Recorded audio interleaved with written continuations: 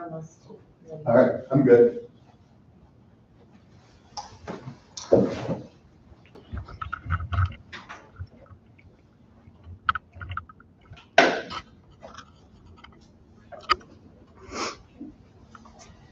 Okay, Mayor Visser is absent tonight, so I'll be running the meeting as Mayor Pro Tem. We'll start with the Pledge of Allegiance. I pledge allegiance to the flag of the United States of America and to the republic for which it stands, one nation, under God, indivisible, with liberty and justice for all. All right, we'll call the meeting to order at 6:32 p.m. and start with the roll call. Jim Kane, Present. David Fisher, Trevor Dursky, Present. EJ Bells on the phone, Present. and Samantha Peterson present. Okay, the first item on the agenda is to approve it. Is there a motion to approve the agenda? Motion to approve. Second. Call for a vote. Jim King, Aye. David Fisher. Aye. Trevor Dursky. Aye. EJ Bell, Aye. Samantha Peterson, aye. Okay, we have a public hearing on the agenda for the Atkins sludge removal project. And Mayor Visser sent me the official script for the public hearing. So at this time, at 6:33 p.m., I will open a public hearing on the Atkins sludge removal project. Members of the public wishing to comment in favor or opposed may come to the podium and have the opportunity to speak before the council. The topic of the public hearing is the Atkins sludge removal project. The time allotted is for this topic. Time is limited to 3 minutes in order that others may have an opportunity to present. Please wait to be recognized by the chair, come to the podium and state your name. I will ask for written comments first, then followed by those wishing to speak. Mayor Visser said that there were no written comments sent to City Hall. So now, if there's anyone that has oral comments, I'll open it up to them. Okay, hearing no further comments, I think we'll close the public hearing on the Atkins sludge removal project. Unless, Nick, is there anything that you need to? You're just, No, I don't Okay. have anything for this. I can answer questions on the next two agenda items or sub-agenda items. okay. Okay, next we have a resolution approving the proposed contract documents, plans and specs from form of contract and estimate of cost for the Atkins sludge removal project. Is there a motion to approve?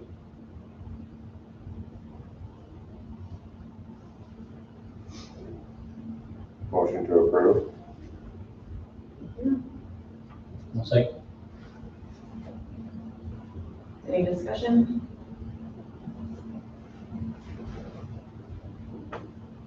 No. Hearing none. I'll call. We came in, 66,000-ish on a budget on this. Is that the final price? This 134 shown here, or is there? Yes, just a clarification. I think A is just the plan specs and the form of contract. I think B is, well, we can discuss the Award. the bid opening Okay. portion. I just wanted to clarify that. I can answer that question now, but if you Nope. want to keep that We separate. can do that. We can just move Okay, and vote. sorry. I'll call for a vote. Jim King, Aye. David Fisher, Aye. Trevor Dursky, Aye. EJ Bell, Aye. Samantha Peterson, aye. Okay. Next item is the resolution approving the award of the Atkins sludge removal project to Midwest Injection Inc. of Cascade, Iowa, in the sum of $134,383. Sorry, to your question then, so it's a lump sum, so that would be, unless there's a significant finding while they're doing the sludge that increases or decreases that'll be the price that's paid. But all of that would come to council before it's changed. Any sort of change order? Or- Yep. But what would you find? There's nothing, there's no finding. No, we've given them all the information. That's just that's the only thing that would change your prices if they found something, but I don't. It's just a hypothetical. A drone comes by and hypothetical. drops a UFO in the middle of the sludge pod, we're gonna have to take care of it. They would also have to, like, that's just the general, that's usually what lump sum prices, there'd have to be a change in the conditions for there to be a price, but then they would have to come to us and say, hey, this is what's changed, we think we need X or Y more, and then it comes to you for final approval. Mhm. So otherwise, this would be the price you pay. Was there a motion to approve? Did you? Motion to approve.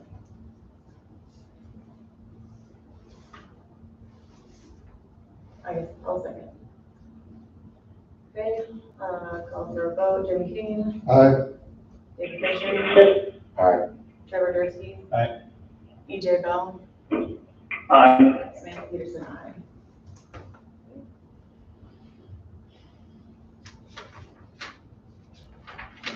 The next item on the agenda is to approve the consent agenda, which includes the council minutes of September 10th, the list of bills, and then the financial reports, which Bruce sent today. Yeah, I ain't had time to review them enough.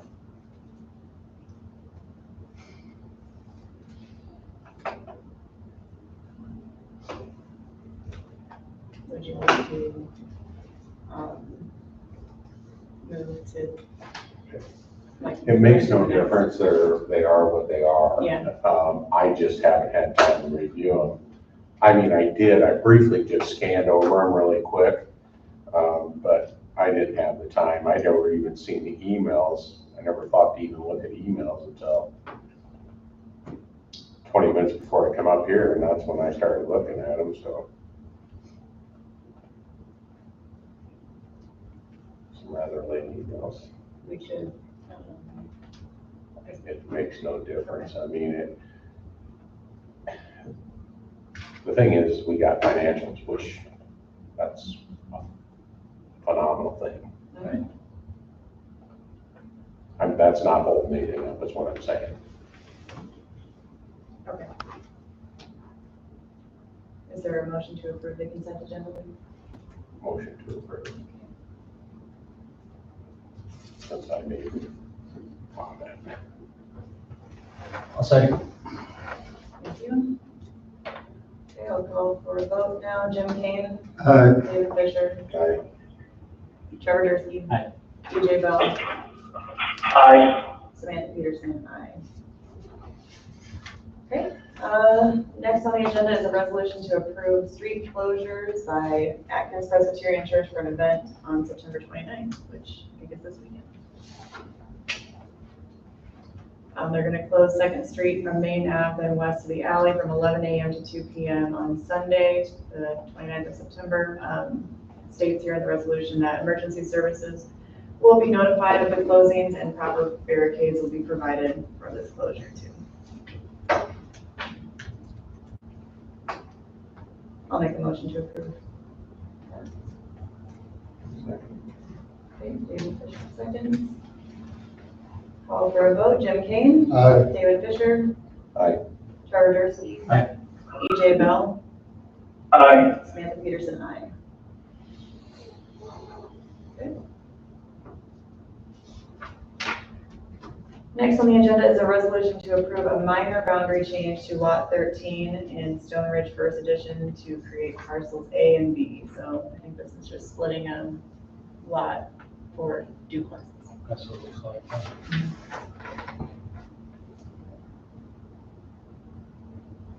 This lot, do you know if this lot was originally set up for duplexes?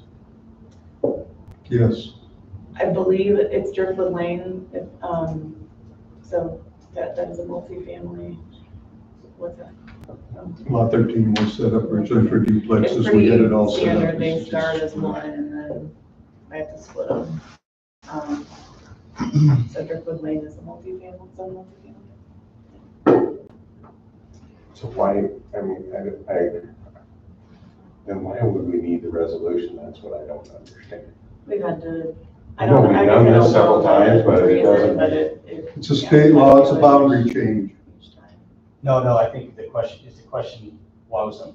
Why wasn't it set up that way originally if it was gonna be a duplex? Thank you. It's the way your city code's set up.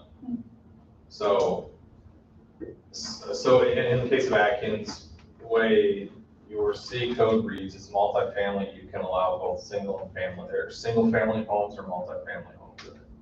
So when the lots are set up, the developers are allowed to kind of leave it open, if you will, and they're typically set up as like a single family home with the idea that they can be split into two. So then when it comes to, they decide to build a structure on it, they choose whichever one they want. And then the final portion of it is they choose a duplex, and then per your city code, you have to go through this process to split the lot. So if you want to streamline it in the future, you could update the code to try to make it more defined at the time of platting. And then that way, when the structure is That makes a lot built, of sense. then it's all done ahead of time instead of like this. Is that something that that we need to do here or the planning and zoning? So Yes, I yes, think yes, right? it would ultimately come, yeah, you could, as a council, I believe, recommend that the planning, I think I'll also start planning and zoning in terms of the changes, but you as a council could make that suggestion to planning and zoning, say, hey, we want to change this process. We need you guys to do that. And then they would do the nitty gritty work to get it changed and then brought to you when it's finalized. One of the problems you run into with that, Nick, is it's a single building. And when you start splitting off a single building, they have to build it, and you can define it ahead of time, but that gets to be real hairy with the construction in some projects. But it's not. Yeah, it can be that. Cities are starting to update it, so it's going that way more than it is being kept the way it's currently in Atkins. So builders are starting to get used to, I want to build a duplex here, and here's my two lots and how it's set up. Or here's my one lot that's split into two already. Mhm. So it's a much more streamlined process. And I agree, because right now, we're trying to manage all these resolutions that we've got out there. And how could you ever keep track of all this stuff, or, that's what we're running into now anyhow. So Right, so yeah. it makes sense to. Any boundary change is still gonna require a council approval or resolution. That's correct, that wouldn't change, but what it would eliminate is, say, in this instance, When they platted the plot. when it's platted, it would already be divided. So they would build, there'd be some language in your code that requires, like, there would always be like a pair of mini lots, if you will. And like, each pair would have one structure on it that's divided in the middle. But that's all determined at the platting process. Right. So that way, when they just come issue a building permit, and then the city verifies it's being built appropriately, and then there's issued an occupancy permit at the end. But they never have to come back to the council to actually make that. They don't have to do the resolution on the boundary then? No, because it's in the resolution with the plat. Okay. So when the plat's approved, all those boundaries are approved. So this has to go through resolution because. And we were leaving that flexibility because not all of the lots, weren't really sure of what was duplex and what was going to be single, and that does give the contractor some flexibility there, which we were trying to do at that time. Correct, so if you were to go through the code zoning process, you would also need to change your zoning map and your future land use map, and you probably want to pay more attention to where your multifamily zones are, just so that you're more. That's gonna be rolled into our strategic plan. Yeah, sure, Which is, there's there's a whole process. a domino effect too, so, sorry. That's the direct way to do it. Thanks for your help there. Yeah, I appreciate that. So Okay. I don't think, has there been a motion to approve this? Motion to approve. Okay. Thank you. I will second. And I'll call for a vote. Jim Kane. Aye. David Fisher. Aye. Trevor Dursky. Aye. EJ Bell. Aye. Samantha Peterson, aye.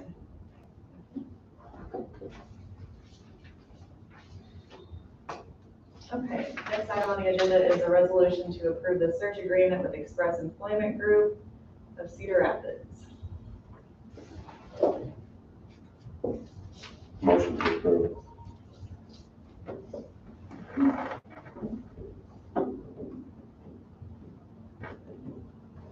I will second. Is there any discussion on this? The only item I mentioned is the October 1st meeting next week with Express. We're gonna, hopefully, if we all can make it, gather as a group here to Next Monday, Yep. or Tuesday. Tuesday, October 1st at 6:30. And, yeah, I just did a quick, I didn't think any of the terms, all the terms look consistent with the proposal. They changed gave us 180 days, really, the guarantee.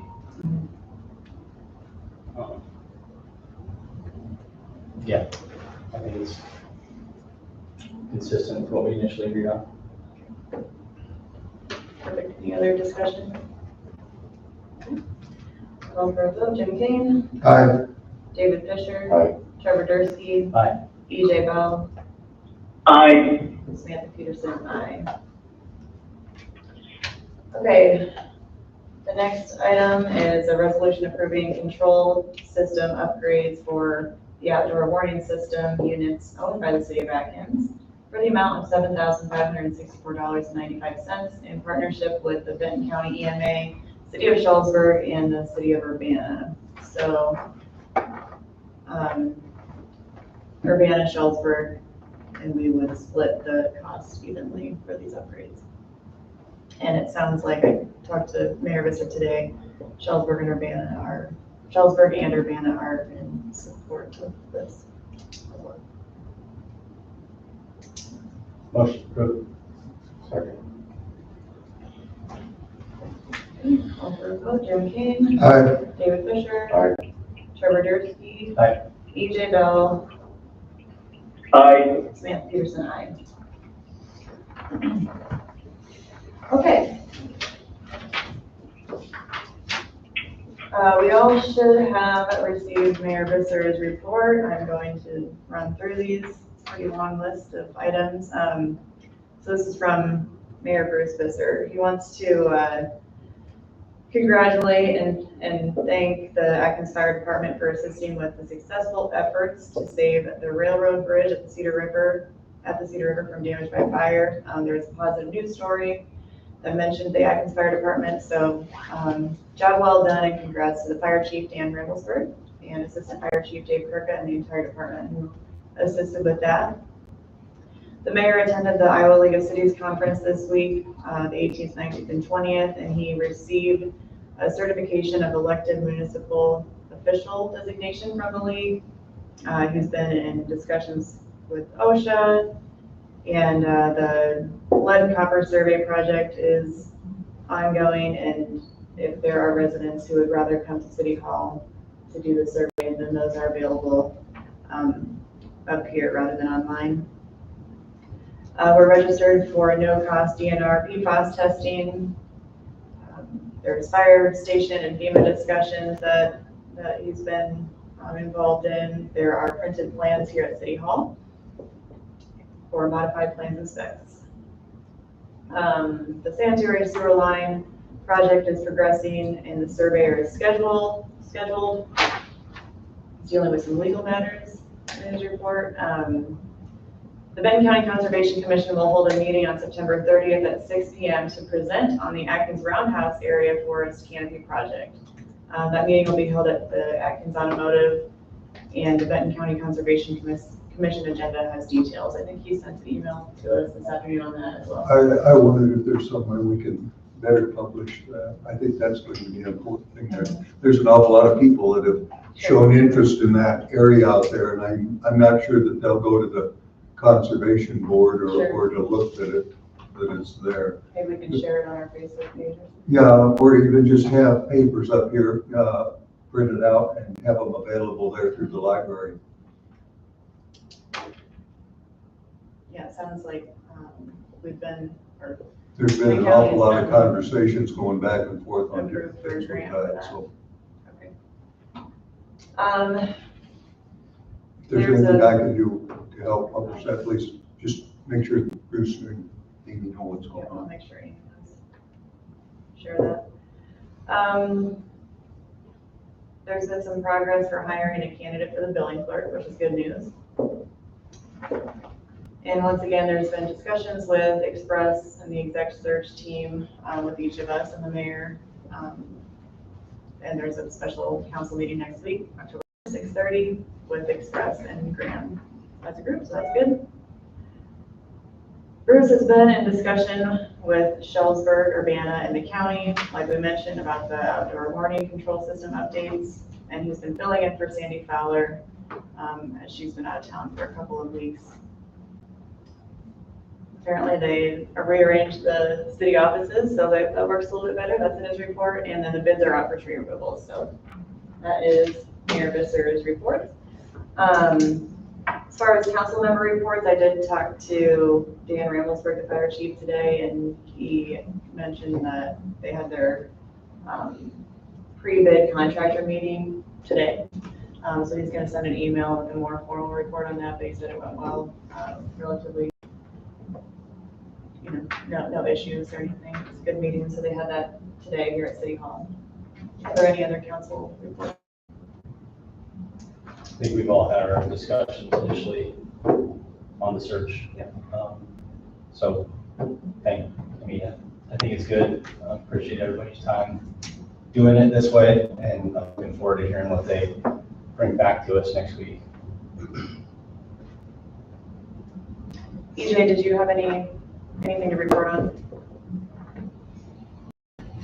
No, I don't have nothing this time, other than about the ditches, which I've already talked to Tinker about. Okay. Any future agenda items you'd like me to make note of?